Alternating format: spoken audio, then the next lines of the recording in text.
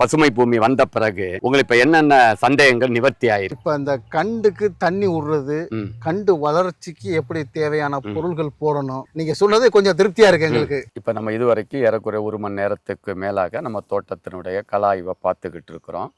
நிறைய கருத்துக்களை ஐயாவுக்கு நான் சொல்லியிருக்கேன். எங்களுடைய கருத்துக்கள் என்ன ஐயாவுக்கு எப்படி தெரியுது ஐயா? பயனுள்ளதா இருக்கா எப்படி? இதில் யூடியூப்ல பார்த்தேன், உங்கள் சேனலை பற்றி ரொம்ப நிறைய பேர் ரெக்கமெண்ட் பண்ணியிருந்தாங்க. சரியா, அதை பார்த்து உங்கள்கிட்ட கன்சல்ட் பண்ணால் இங்கே இருக்கு.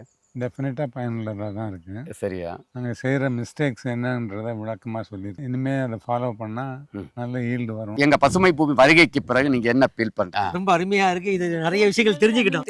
திருப்தியா இருக்கு, ரொம்ப திருப்தியா இருக்கு. பண்ண முடியாது நினைச்சுக்கிட்டு இருந்தோம். இப்போ எனக்கு அது திருப்தியா இருக்கு. இந்த பூமியில என்ன பயிரிடு பண்ணாக நமக்கு நல்ல ஒரு லாபகரமா இருக்கும் அப்படின்றத சார் வந்து நமக்கு ரொம்ப விளக்கமா சொல்லி இருக்கிறாங்க.